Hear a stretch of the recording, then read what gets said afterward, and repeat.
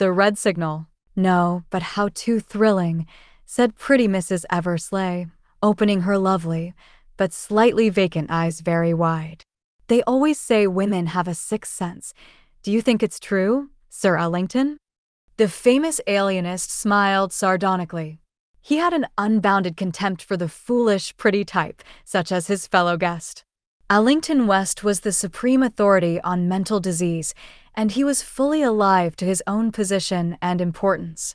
A slightly pompous man of full figure. A great deal of nonsense is talked. I know that, Mrs. Eversley. What does the term mean, a sixth sense? You scientific men are always so severe. And it really is extraordinary the way one seems to positively know things sometimes.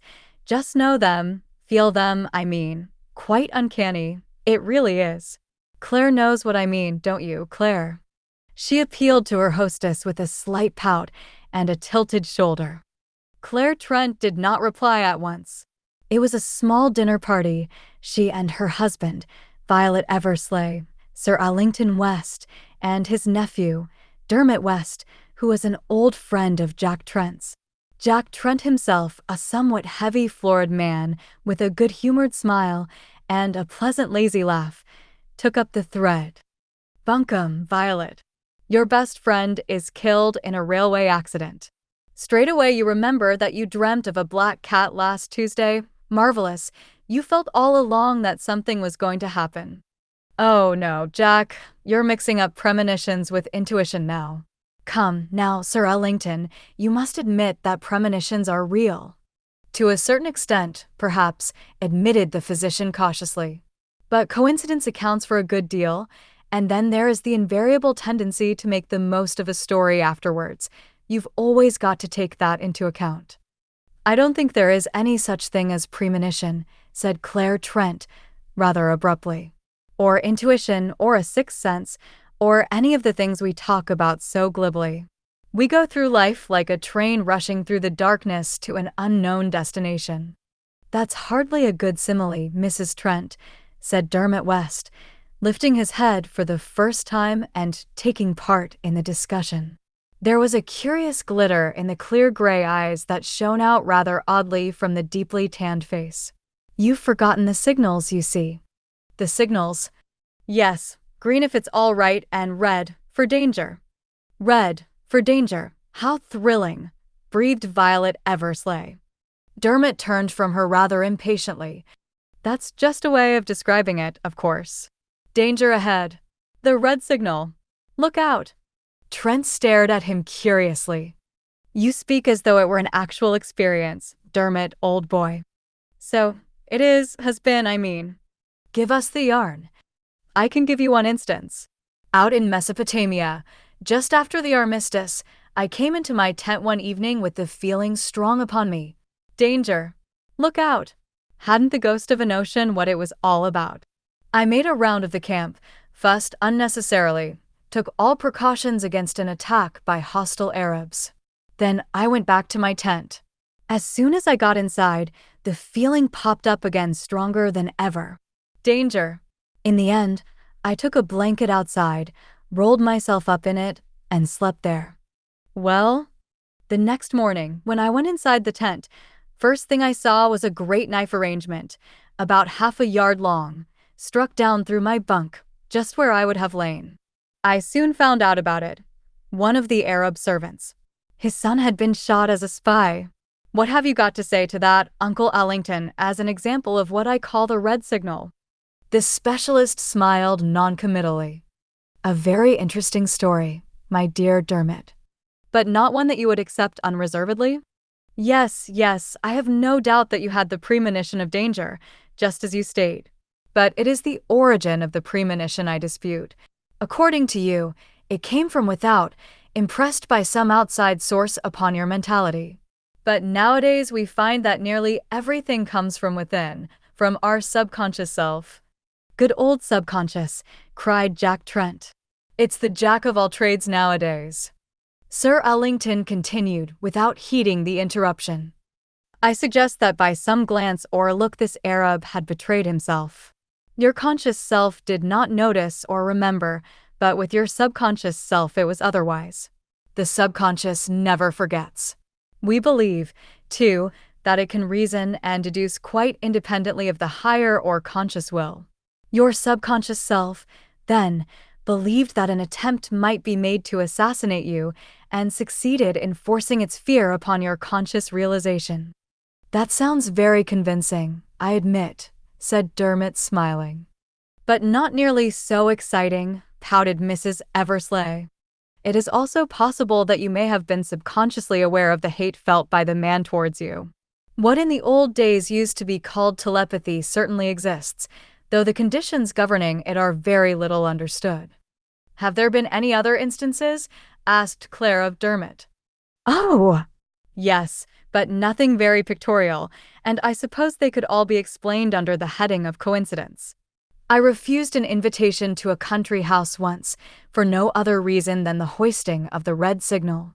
The place was burnt out during the week. By the way, Uncle Ellington, where does the subconscious come in there? I'm afraid it doesn't, said Ellington, smiling. But you've got an equally good explanation. Come now. No need to be tactful with near relatives. Well, then, nephew, I venture to suggest that you refused the invitation for the ordinary reason that you didn't much want to go, and that after the fire, you suggested to yourself that you had had a warning of danger. Which explanation you now believe implicitly. It's hopeless, laughed Dermot. It's heads you win, tails I lose. Never mind, Mr. West, cried Violet Eversleigh. I believe in your red signal implicitly. Is the time in Mesopotamia the last time you had it? Yes, until. I beg your pardon? Nothing. Dermot sat silent. The words which had nearly left his lips were, yes, until tonight. They had come quite unbidden to his lips, voicing a thought which had as yet not been consciously realized, but he was aware at once that they were true. The red signal was looming up out of the darkness. Danger! Danger at hand! But why? What conceivable danger could there be here? Here in the house of his friends? At least, well, yes, there was that kind of danger. He looked at Claire Trent, her whiteness, her slenderness, the exquisite droop of her golden head. But that danger had been there for some time. It was never likely to get acute. For Jack Trent was his best friend, and more than his best friend, the man who had saved his life in Flanders and had been recommended for the VC for doing so. A good fellow, Jack, one of the best. Damned bad luck that he should have fallen in love with Jack's wife. He'd get over it some day, he supposed. A thing couldn't go on hurting like this forever. One could starve it out. That was it. Starve it out. It was not as though she would ever guess, and if she did guess, there was no danger of her caring. A statue, a beautiful statue, a thing of gold and ivory and pale pink coral, a toy for a king, not a real woman. Claire, the very thought of her name, uttered silently, hurt him. He must get over it. He'd cared for women before, but not like this, said something. Not like this. Well, there it was. No danger there. Heartache, yes, but not danger. Not the danger of the red signal. That was for something else. He looked round the table, and it struck him for the first time that it was rather an unusual little gathering. His uncle, for instance, seldom dined out in this small, informal way. It was not as though the Trents were old friends. Until this evening Dermot had not been aware that he knew them at all. To be sure, there was an excuse. A rather notorious medium was coming after dinner to give a séance. Sir Ellington professed to be mildly interested in spiritualism. Yes, that was an excuse, certainly.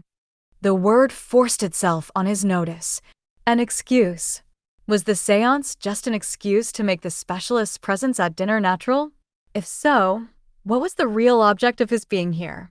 A host of details came rushing into Dermot's mind, trifles unnoticed at the time, or, as his uncle would have said, unnoticed by the conscious mind. The great physician had looked oddly, very oddly, at Claire more than once. He seemed to be watching her. She was uneasy under his scrutiny.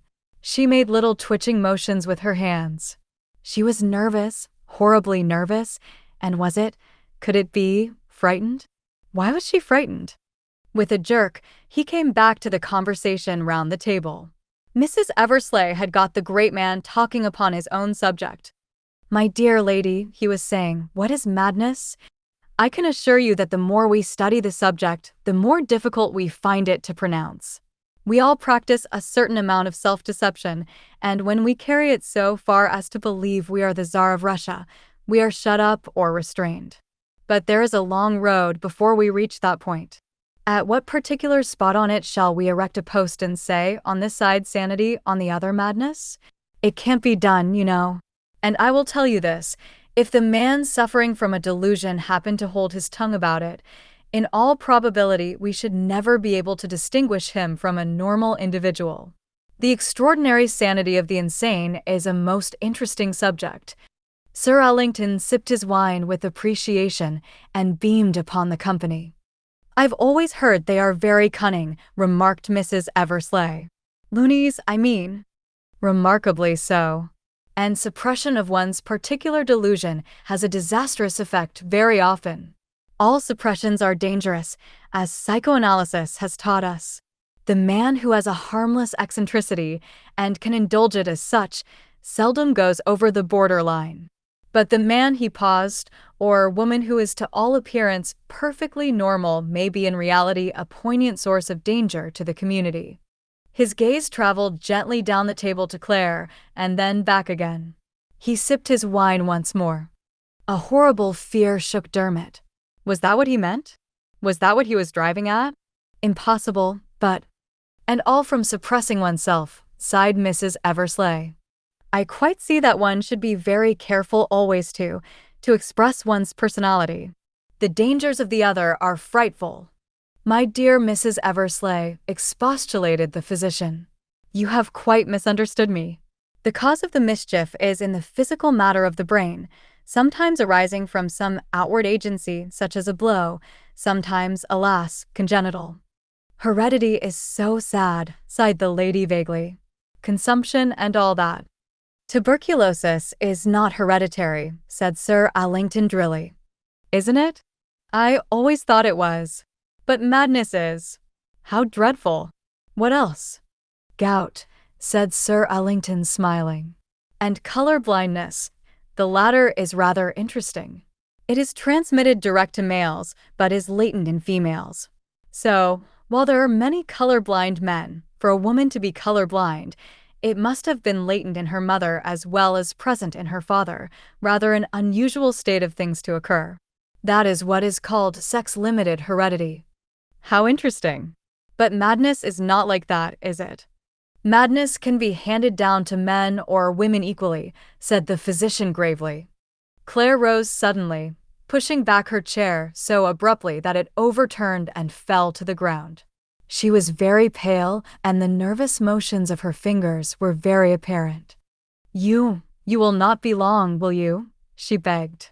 "Mrs. Thompson will be here in a few minutes now. One glass of port, and I will be with you, for one," declared Sir Allington.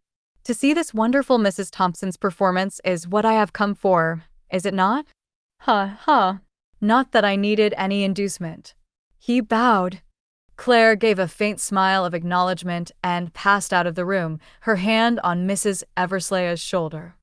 "Afraid I've been talking shop," remarked the physician as he resumed his seat. "Forgive me, my dear fellow." "Not at all," said Trent perfunctorily. He looked strained and worried. For the first time Dermot felt an outsider in the company of his friend. Between these two was a secret that even an old friend might not share. And yet the whole thing was fantastic and incredible. What had he to go upon? Nothing but a couple of glances and a woman's nervousness. They lingered over their wine but a very short time and arrived up in the drawing-room just as Mrs. Thompson was announced. The medium was a plump, middle-aged woman, atrociously dressed in magenta velvet, with a loud, rather common voice. "Hope I'm not late, Mrs. Trent," she said cheerily. "You did say 9 o'clock, didn't you?" "You are quite punctual, Mrs. Thompson," said Claire in her sweet, slight husky voice. "This is our little circle. No further introductions were made, as was evidently the custom. The medium swept them all with a shrewd, penetrating eye. "I hope we shall get some good results," she remarked briskly. "I can't tell you how I hate it when I go out and I can't give satisfaction, so to speak. It just makes me mad. But I think Shiramako, my Japanese control, will be able to get through all right tonight. I'm feeling ever so fit, and I refuse the Welsh rabbit, fond of toasted cheese though I am." Dermot listened, half amused, half disgusted. How prosaic the whole thing was. And yet, was he not judging foolishly? Everything, after all, was natural. The powers claimed by mediums were natural powers, as yet imperfectly understood. A great surgeon might be wary of indigestion on the eve of a delicate operation. Why not Mrs. Thompson? Chairs were arranged in a circle, lights so that they could conveniently be raised or lowered. Dermot noticed that there was no question of tests or of Sir Allington satisfying himself as to the conditions of the séance. No, this business of Mrs. Thompson was only a blind. Sir Allington was here for quite another purpose. Claire's mother, Dermot remembered, had died abroad. There had been some mystery about her, hereditary. With a jerk, he forced his mind back to the surroundings of the moment. Everyone took their places, and the lights were turned out, all but a small red-shaded one on a far table. For a while nothing was heard but the low, even breathing of the medium. Gradually it grew more and more stertorous. Then, with a suddenness that made Dermot jump, a loud rap came from the far end of the room. It was repeated from the other side. Then a perfect crescendo of raps was heard. They died away, and a sudden high peal of mocking laughter rang through the room. Then silence, broken by a voice utterly unlike that of Mrs. Thompson, a high-pitched, quaintly inflected voice. "I am here, gentlemen," it said. "Yes, I am here. You wish to ask me things. Who are you?" "Shiramako." "Yes, I Shiramako. I pass over long time ago. I work. I very happy." Further details of Shiramako's life followed. It was all very flat and uninteresting, and Dermot had heard it often before. Everyone was happy, very happy. Messages were given from vaguely described relatives, the description being so loosely worded as to fit almost any contingency. An elderly lady, the mother of someone present, held the floor for some time, imparting copybook maxims with an air of refreshing novelty hardly borne out by her subject matter. "Someone else want to get through now," announced Shiramako. "Got a very important message for one of the gentlemen." There was a pause, and then a new voice spoke, prefacing its remark with an evil demoniacal chuckle. "Ha ha, ha ha ha. Better not go home. Better not go home. Take my advice." "Who are you speaking to?" asked Trent. "One of you three." "I shouldn't go home if I were him. Danger. Blood. Not very much blood. Quite enough. No, don't go home." The voice grew fainter. "Don't go home." It died away completely. Dermot felt his blood tingling. He was convinced that the warning was meant for him. Somehow or other, there was danger abroad tonight. There was a sigh from the medium, and then a groan. She was coming round. The lights were turned on, and presently she sat upright, her eyes blinking a little. "Go off well, my dear?" "I hope so." "Very good indeed, thank you, Mrs. Thompson." "Shiramako, I suppose?" "Yes, and others." Mrs. Thompson yawned. "I'm dead beat. Absolutely down and out. Does fairly take it out of you. Well, I'm glad it was a success. I was a bit afraid it mightn't be. Afraid something disagreeable might happen. There's a queer feel about this room tonight." She glanced over each ample shoulder in turn, and then shrugged them uncomfortably. "I don't like it," she said. "Any sudden deaths among any of you people lately?" "What do you mean, among us? Near relatives? Dear friends?" "No? Well, if I wanted to be melodramatic, I'd say there was death in the air tonight. There, it's only my nonsense. Goodbye, Mrs. Trent. I'm glad you've been satisfied." Mrs. Thompson in her magenta velvet gown went out. I hope you've been interested, Sir Allington, murmured Claire. A most interesting evening, my dear lady. Many thanks for the opportunity. Let me wish you good night. You are all going to a dance, are you not? Won't you come with us? No, no. I make it a rule to be in bed by 11:30. Good night. Good night, Mrs. Eversleigh. Ah, Dermot, I rather want to have a word with you. Can you come with me now? You can rejoin the others at the Grafton Galleries. Certainly, uncle. I'll meet you there then, Trent. Very few words were exchanged between uncle and nephew during the short drive to Harley Street. Sir Allington made a semi-apology for dragging Dermot away and assured him that he would only detain him a few minutes. "Shall I keep the car for you, my boy?" he asked as they alighted. "Oh, don't bother, uncle. I'll pick up a taxi." "Very good. I don't like to keep Charleston up later than I can help. Good night, Charleston. Now where the devil did I put my key?" The car glided away as Sir Allington stood on the steps vainly searching his pockets.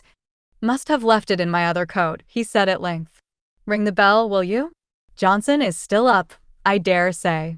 The imperturbable Johnson did indeed open the door within 60 seconds. "Mislaid my key, Johnson," explained Sir Allington. "Bring a couple of whiskies and sodas into the library, will you?" "Very good, Sir Allington." The physician strode on into the library and turned on the lights. He motioned to Dermot to close the door behind him after entering. "I won't keep you long, Dermot, but there's just something I want to say to you. Is it my fancy, or have you a certain tendresse, shall we say, for Mrs. Jack Trent?" The blood rushed to Dermot's face. "Jack Trent is my best friend." "Pardon me, but that is hardly answering my question. I dare say that you consider my views on divorce and such matters highly puritanical, but I must remind you that you are my only near relative and that you are my heir." "There is no question of a divorce," said Dermot angrily. "There certainly is not, for a reason which I understand perhaps better than you do. That particular reason I cannot give you now, but I do wish to warn you. Claire Trent is not for you." The young man faced his uncle's gaze steadily. "I do understand, and permit me to say, perhaps better than you think. I know the reason for your presence at dinner tonight." The physician was clearly startled. "How did you know that?" "Call it a guess, sir. I am right, am I not, when I say that you were there in your professional capacity?" Sir Allington strode up and down. "You are quite right, Dermot. I could not, of course, have told you so myself, though I am afraid it will soon be common property." Dermot's heart contracted. "You mean that you have made up your mind?" "Yes, there is insanity in the family, on the mother's side. A sad case, a very sad case." "I can't believe it, sir." "I dare say not. To the layman there are few, if any, signs apparent." "And to the expert?" "The evidence is conclusive. In such a case, the patient must be placed under restraint as soon as possible." "My God," breathed Dermot. "But you can't shut anyone up for nothing at all." "My dear Dermot, cases are only placed under restraint when their being at large would result in danger to the community. Very grave danger. In all probability a peculiar form of homicidal mania. It was so in the mother's case." Dermot turned away with a groan, burying his face in his hands. "Claire, white and golden Claire." "In the circumstances," continued the physician comfortably, "I felt it incumbent on me to warn you." "Claire," murmured Dermot. "My poor Claire." "Yes, indeed, we must all pity her." Suddenly Dermot raised his head. "I don't believe it." "What?" "I say I don't believe it. Doctors make mistakes. Everyone knows that. And they're always keen on their own speciality." "My dear Dermot," cried Sir Allington angrily. "I tell you I don't believe it, and anyway, even if it is so, I don't care. I love Claire. If she will come with me, I shall take her away, far away, out of the reach of meddling physicians. I shall guard her, care for her, shelter her with my love." "You will do nothing of the sort." "Are you mad?" Dermot laughed scornfully. You would say so, I dare say. Understand me, Dermot. Sir Allington's face was red with suppressed passion. If you do this thing, this shameful thing, it is the end. I shall withdraw the allowance I am now making you, and I shall make a new will, leaving all I possess to various hospitals. Do as you please with your damned money, said Dermot in a low voice. I shall have the woman I love, a woman who. Say a word against her, and, by God, I'll kill you, cried Dermot. A slight clink of glasses made them both swing round. Unheard by them in the heat of their argument, Johnson had entered with a tray of glasses. His face was the imperturbable one of the good servant, but Dermot wondered how much he had overheard. That'll do, Johnson, said Sir Allington curtly. You can go to bed. Thank you, sir. Good night, sir. Johnson withdrew. The two men looked at each other. The momentary interruption had calmed the storm. Uncle, said Dermot, I shouldn't have spoken to you as I did. I can quite see that from your point of view you are perfectly right. But I have loved Claire Trent for a long time. The fact that Jack Trent is my best friend has hitherto stood in the way of my ever speaking of love to Claire herself. But in these circumstances, that fact no longer counts. The idea that any monetary conditions can deter me is absurd. I think we've both said all there is to be said. Good night, Dermot. It is really no good arguing further. Good night, Uncle Allington. I'm sorry, but there it is. He went out quickly, shutting the door behind him. The hall was in darkness. He passed through it, opened the front door, and emerged into the street, banging the door behind him. A taxi had just deposited a fare at a house farther along the street, and Dermot hailed it and drove to the Grafton Galleries.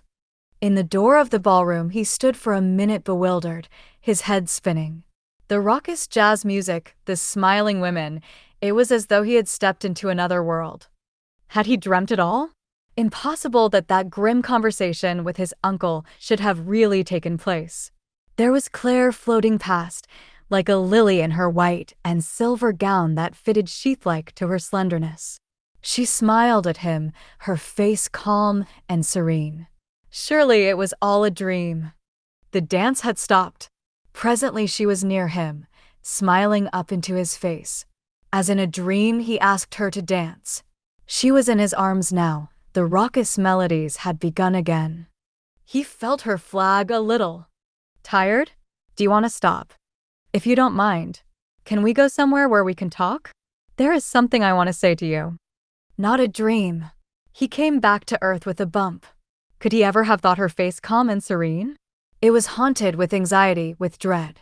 How much did she know? He found a quiet corner, and they sat down side by side. Well, he said, assuming a lightness he did not feel. You said you had something you wanted to say to me? Yes. Her eyes were cast down. She was playing nervously with the tassel of her gown. It's difficult, rather. Tell me, Claire. It's just this. I want you to go away for a time. He was astonished. Whatever he had expected, it was not this. You want me to go away? Why? It's best to be honest, isn't it? I know that you are a gentleman and my friend. I want you to go away because I have let myself get fond of you. Claire. Her words left him dumb, tongue-tied. Please do not think that I am conceited enough to fancy that you would ever be likely to fall in love with me. It is only that I am not very happy, and, oh, I would rather you went away. Claire, don't you know that I have cared damnably, ever since I met you? She lifted startled eyes to his face. You cared? You have cared a long time. Since the beginning. Oh, she cried. Why didn't you tell me? Then? When I could have come to you. Why tell me now when it's too late? No, I'm mad. I don't know what I'm saying. I could never have come to you. Claire, what did you mean when you said now that it's too late? Is it because of my uncle? What he knows? What he thinks? She nodded dumbly, the tears running down her face. Listen, Claire, you're not to believe all that. You're not to think about it. Instead, you will come away with me. We'll go to the South Seas, to islands like Green Jewels. You will be happy there, and I will look after you, keep you safe for always." His arms went round her. He drew her to him, felt her tremble at his touch. Then suddenly she wrenched herself free. "Oh no, please. Can't you see? I couldn't now. It would be ugly, ugly, ugly. All along I've wanted to be good, and now it would be ugly as well." He hesitated, baffled by her words. She looked at him appealingly. "Please," she said. "I want to be good." Without a word, Dermot got up and left her. For the moment he was touched and racked by her words beyond argument. He went for his hat and coat, running into Trent as he did so. "Hello, Dermot, you're off early." "Yes, I'm not in the mood for dancing tonight." "It's a rotten night," said Trent gloomily. "But you haven't got my worries." Dermot had a sudden panic that Trent might be going to confide in him. "Not that, anything but that." "Well, so long," he said hurriedly. "I'm off home." "Home? Eh? What about the warning of the spirits?" "I'll risk that. Good night, Jack." Dermot's flat was not far away. He walked there, feeling the need of the cool night air to calm his fevered brain. He let himself in with his key and switched on the light in the bedroom. And all at once, for the second time that night, the feeling that he had designated by the title of the red signal surged over him. So overpowering was it that for the moment it swept even Claire from his mind. Danger. He was in danger. At this very moment, in this very room, he was in danger. He tried in vain to ridicule himself free of the fear. Perhaps his efforts were secretly half-hearted. So far, the red signal had given him timely warning which had enabled him to avoid disaster. Smiling a little at his own superstition, he made a careful tour of the flat. It was possible that some malefactor had got in and was lying concealed there. But his search revealed nothing. His man Milson was away, and the flat was absolutely empty. He returned to his bedroom and undressed slowly, frowning to himself. The sense of danger was acute as ever. He went to a drawer to get out a handkerchief and suddenly stood stock still. There was an unfamiliar lump in the middle of the drawer, something hard. His quick nervous fingers tore aside the handkerchiefs and took out the object concealed beneath them. It was a revolver. With the utmost astonishment, Dermot examined it keenly. It was of a somewhat unfamiliar pattern, and one shot had been fired from it lately. Beyond that, he could make nothing of it. Someone had placed it in that drawer that very evening. It had not been there when he dressed for dinner. He was sure of that. He was about to replace it in the drawer when he was startled by a bell ringing. It rang again and again, sounding unusually loud in the quietness of the empty flat. Who could it be coming to the front door at this hour? And only one answer came to the question, an answer instinctive and persistent. Danger, danger, danger. Led by some instinct for which he did not account, Dermot switched off his light, slipped on an overcoat that lay across a chair, and opened the hall door. Two men stood outside. Beyond them, Dermot caught sight of a blue uniform. A policeman. "Mr. West?" asked the foremost of the two men. It seemed to Dermot that ages elapsed before he answered. In reality, it was only a few seconds before he replied in a very fair imitation of his man's expressionless voice. "Mr. West hasn't come in yet." "What do you want with him at this time of night?" "Hasn't come in yet, eh? Very well, then I think we'd better come in and wait for him." "No, you don't." "See here, my man, my name is Inspector Verrall of Scotland Yard, and I've got a warrant for the arrest of your master. You can see it if you like." Dermot perused the proffered paper, or pretended to do so, asking in a dazed voice, "What for? What's he done?" "Murder. Sir Allington West of Harley Street." His brain in a whirl, Dermot fell back before his redoubtable visitors. He went into the sitting room and switched on the light. The inspector followed him. "Have a search round," he directed the other man. Then he turned to Dermot. "You stay here, my man. No slipping off to warn your master. What's your name, by the way?" "Milson," Sir. What time do you expect your master in, Milson? I don't know, sir. He was going to a dance, I believe. At the Grafton Galleries. He left there just under an hour ago. Sure he's not been back here? I don't think so, sir. I fancy I should have heard him come in. At this moment the second man came in from the adjoining room. In his hand he carried the revolver. He took it across to the inspector in some excitement. An expression of satisfaction flitted across the latter's face. That settles it, he remarked. Must have slipped in and out without your hearing him. He's hooked it by now. I'd better be off.